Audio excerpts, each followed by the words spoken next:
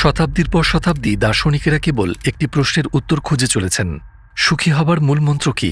আজ আমরা বেশ গুরুত্বপূর্ণ কিছু গবেষণা নিয়ে আলোচনা করব এবং আপনাদের সাথে প্রয়োজনীয় কিছু টিপস শেয়ার করব ইনশাআল্লাহ। শক্তিশালী, জীবন বদলে দেওয়া কিছু টিপস। সুখী হবার রহস্য নিয়ে সবসময় জল্পনা কল্পনা হয়েছে।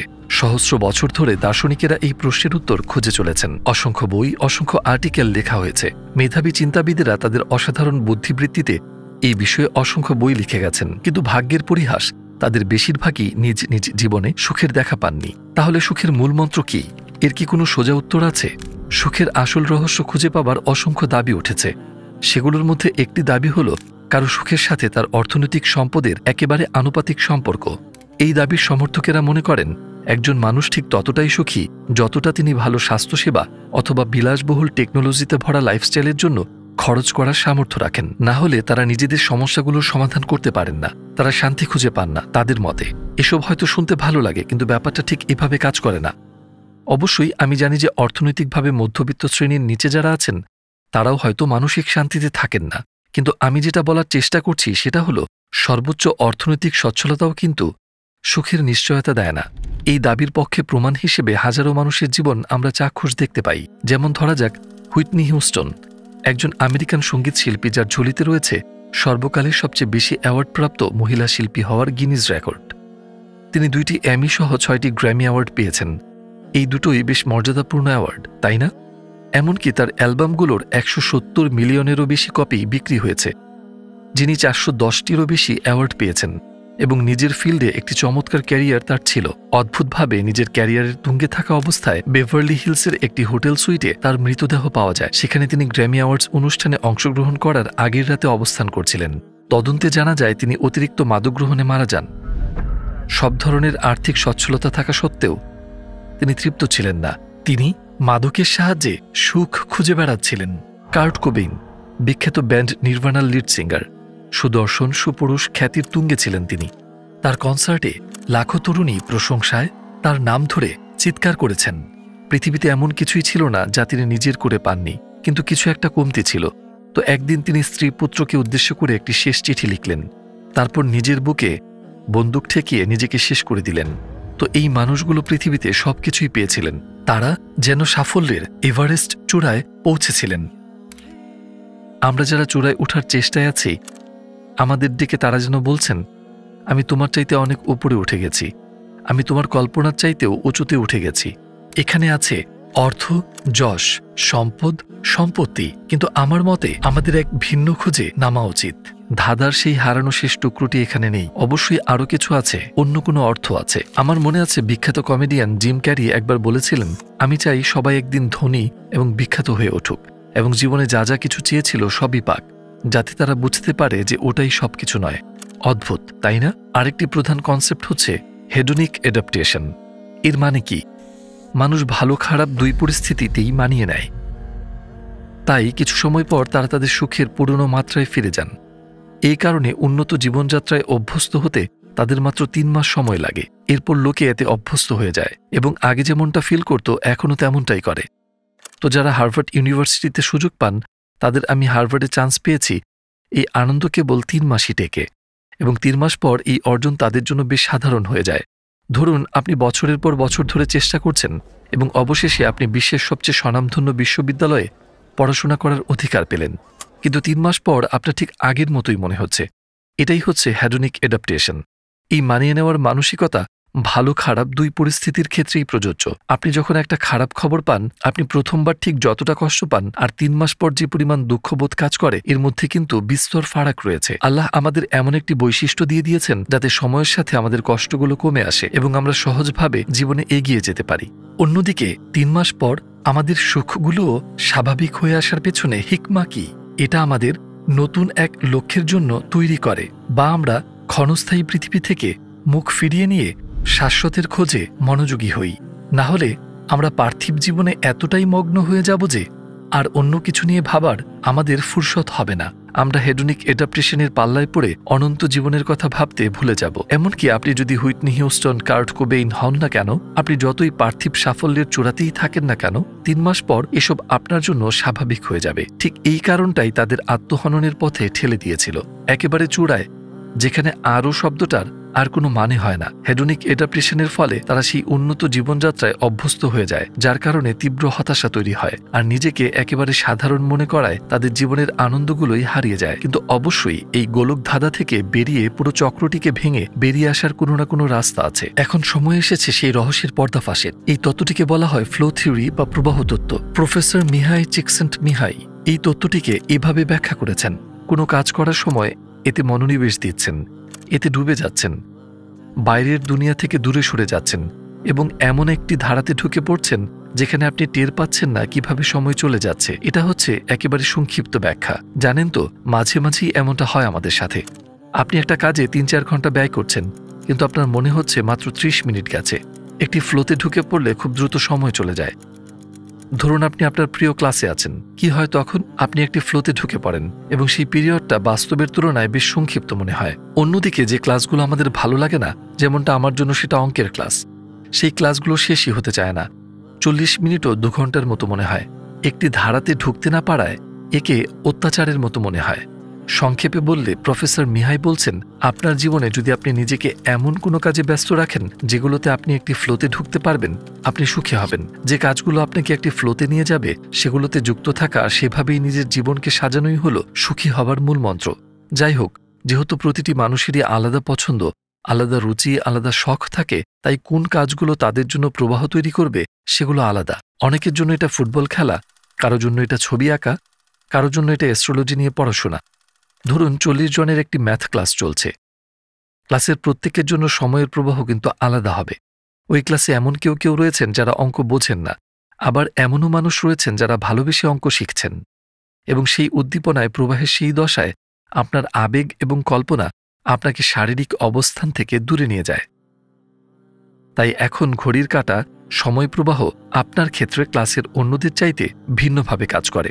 এখন উল্টোটা কল্পনা করা যাক। একটি ফ্লোতে ঢুকতে না পারলে তখন আপনার কেমন লাগে? ম্যাথ বুঝতে না পারলে আপনার যেমন লাগে এটা ঠিক তেমনই অনুভূতি। অথবা আপনি যাদের পছন্দ করেন না, যখন তাদের মাঝে আপনাকে বসে থাকতে হয়, অথবা যখন আপনার অপছন্দের আলোচনায় বসে ইচ্ছের বিরুদ্ধে মাথা নাড়তে হয়, মনে হয় যেন সময়টাই থেমে গেছে, সময় কাটে না, উল্টো মন খারাপ করিয়ে দেয়। আমি এরকম একটা কথা শুনেছি, শত্রুর পাল্লায় পড়লে বিস্তর মরুভূমি ও চায়ের পেয়ালা সম, কিন্তু বন্ধুর সাথে থাকলে সূচের ডগাও আস্ত শহর সমান। আপনার বয়স যখন ২২ কিংবা ২৩, আপনার স্কুল জীবন শেষ এবং আপনি একটা ক্যারিয়ার শুরু করেছেন, এমন একটা কাজ যেখানে সারা জীবন আপনাকে খাটতে হবে। হয়তোবা ৪০ বছর, ৫০ বছর ধরে আপনি কাজ করবেন। কিন্তু আমরা তো ৫০ বছর ধরে কাজ করতে চাই না। চাই কি? ভেবে দেখুন তো, এমন একটা চাকরি যেখানে সারা জীবন আপনি সেই একটি ধারাতে প্রবেশ করতে পারবেন না। আপনি কি এমন একটা জীবন চান যেখানে ঘুম থেকে জেগে জীবনের প্রতিটি দিনকে আপনি ঘৃণা করবেন? এমন একটা ব্যবসা যার উপর আপনি বিরক্ত? বা আপনি এমন সব মানুষের মাঝে আছেন যেখানে তাদের পছন্দ না করলেও আপনার মুখে মেকি হাসি রাখতেই হয়? যেমনটা কনফুসিয়াস বলেছেন, এমন একটা কাজ খুঁজে নাও যেটা তুমি ভালোবাসো, তখন জীবনে একটি দিনও তোমাকে কাজ করতে হবে না। এই কথাটা পুরো থিওরিকে খুব সংক্ষেপে বুঝিয়ে দেয়। আপনি হয়তো ভাবছেন, এখন আমার কি করা উচিত? জীবন আমাকে এই সুযোগ দেয়নি যে কি কাজ করব, কোথায় কাজ করব সেটা বেছে নিব। আমি আমার অপছন্দের কাজ করতে বাধ্য হচ্ছি। এই পর্যায়ে আপনার হাতে দুটো অপশন আছে। আপনি সব বদলে আপনার পছন্দের কাজকে পেশা হিসেবে নিতে পারেন এবং আপনার উৎসাহটাকে ধরে রাখতে পারেন, অথবা আপনার লক্ষ্য হতে পারে আপনি আপনার বর্তমান পেশাতেই একটা ধারাতে যাওয়ার চেষ্টা করবেন এবং আপনি সেই হিসেব মতো আপনার উৎসাহ এবং ফ্লো তৈরি করার চেষ্টা করবেন। আপনি আপনার কাজের বাইরেও একটি লক্ষ্য খুঁজে নিতে পারেন। এটা কোনো শখ হতে পারে। যে সময়টা আপনি কোনো কাজ করছেন না সেই সময়টার জন্য রেখে দিতে পারেন। শুধু মাথায় রাখতে হবে, উৎসাহ তৈরি করে এমন একটা লক্ষ্য মাথায় রাখা ফ্লো থিওরির একটি গুরুত্বপূর্ণ অংশ। তো একটি ফ্লোতে ঢুকতে পারাই হচ্ছে সুখী হবার মূল মন্ত্র। কিন্তু অনেকেই একটি বেশ বড় সমস্যার কথা বলে থাকেন, যার সমাধান এই থিওরিতে পাওয়া যায় না। একে বুঝতে আমরা ৩টি আলাদা গ্রুপের দিকে একটু নজর দিব। প্রথম গ্রুপ নাস্তিক।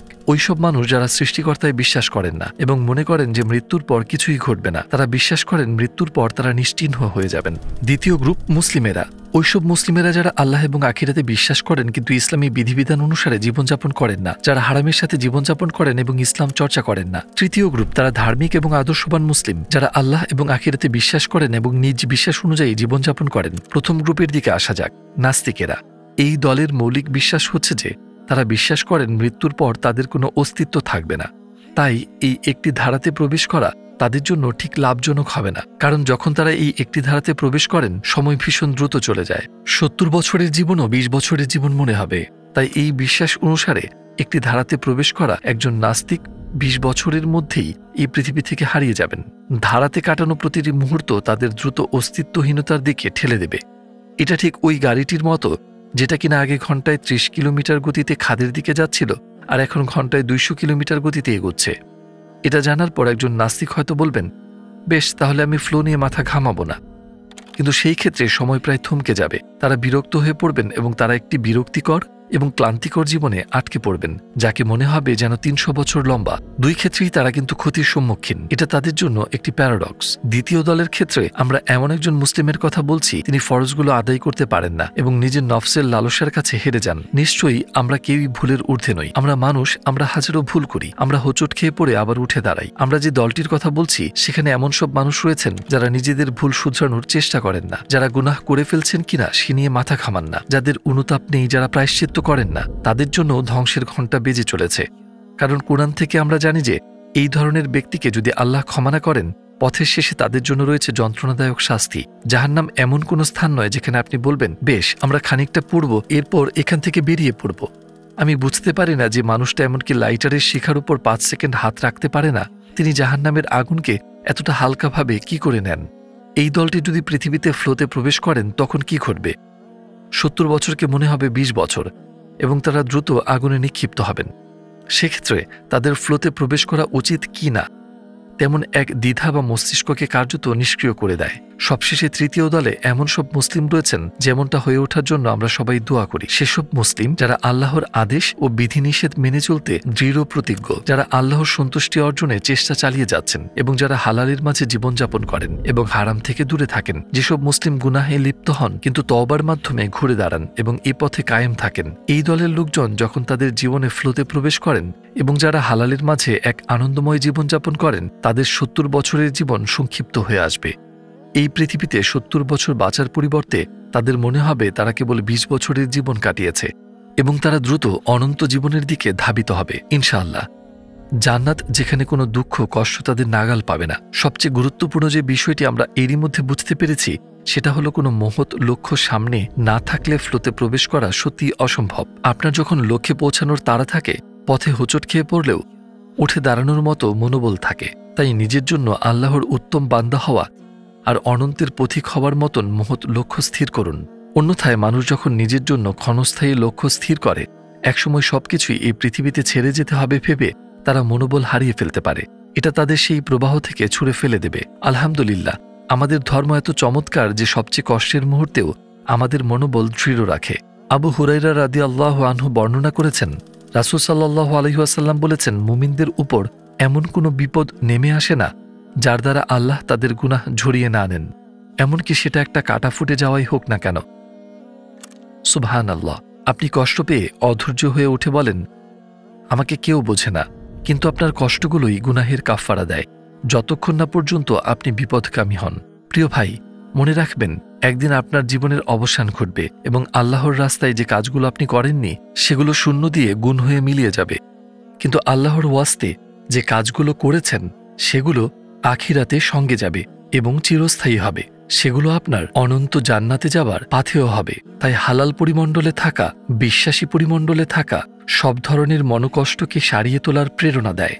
প্রফেসর মিহাইলের মতে ফ্লোতে প্রবেশ করার জন্য শুধুমাত্র সঠিক পেশা বেছে নেওয়াই যথেষ্ট নয়। কারণ আপনি যদি সবসময় একই কাজ করতে থাকেন, একই ধরনের বাধার মুখোমুখি হতে থাকেন, আপনি এতে আগ্রহ হারিয়ে ফেলবেন এবং এটা একটা অভ্যাসে পরিণত হবে। আপনাকে অবশ্যই পরবর্তী ধাপে পৌঁছাতে হবে যাতে আপনার মস্তিষ্ক নতুন কিছু আবিষ্কার করে ডোপামিন রিলিজ করে এবং এই ফ্লোটাকে চালিয়ে যেতে পারে। ধরা যাক যে কোনো গেম, সুপার মারিও গেম খেলছেন আপনি একটি ধারাতে প্রবেশ করেছেন। আপনি যদি প্রথম লেভেলটাই বারবার খেলতে থাকেন, আপনি আর কোনো মজাই পাবেন না এবং ফ্লো থেকে বেরিয়ে যাবেন। আপনি যতই লেভেল এবং স্টেজগুলো পার করতে থাকবেন, গেমে আপনার আনন্দ বাড়তেই থাকবে এবং আপনি আবারও একটি ধারাতে ঢুকে পড়বেন। এখানে বলে রাখি, যখন বাধাগুলো বাড়তে থাকবে, খেয়াল রাখুন লক্ষ্যগুলো যেন এমন না হয় যা অর্জন করাই সম্ভব নয়। সেগুলো যৌক্তিক বাস্তবধর্মী লক্ষ্য হওয়া প্রয়োজন, না হয় ব্যর্থতা আপনার মনোবল ভেঙে দেবে। এই প্রবাহ তত্ত্ব বা ফ্লো থিওরিতে নতুন একটি পাতা যোগ করা যাক, ইবাদতকালীন একটি ধারাতে প্রবেশ করা, যেটা কিনা সবচেয়ে উপকারী অংশ।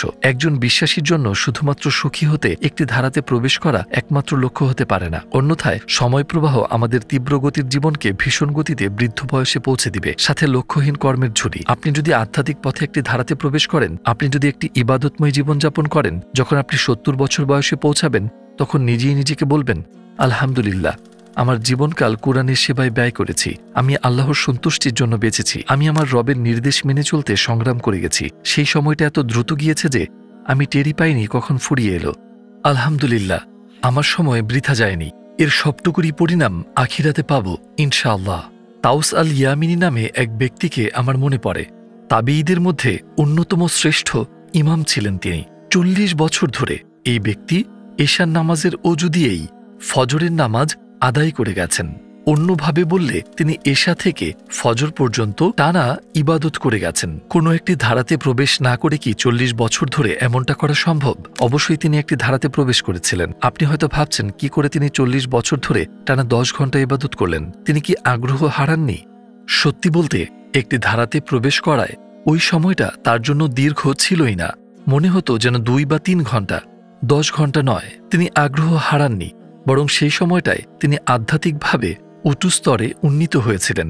এখানে আরো বলে রাখি, তাউস আল ইয়ামিনী একমাত্র ব্যক্তি ছিলেন না। তাউস আল ইয়ামিনীর মতো আরো হাজারো মানুষ রয়েছেন। কিন্তু তাহলে কেন আমরা তার মতো করে ইবাদত করছি না? আমরা তো প্রতিদিন ৫ ওয়াক্ত ইবাদতই কষ্ট হয়ে যায়, যেখানে কিনা মাত্র ১ ঘন্টার মতো ব্যয় হয়, তাই না? এর ব্যাখ্যাটিকে এইভাবে প্রকাশ করা যাক।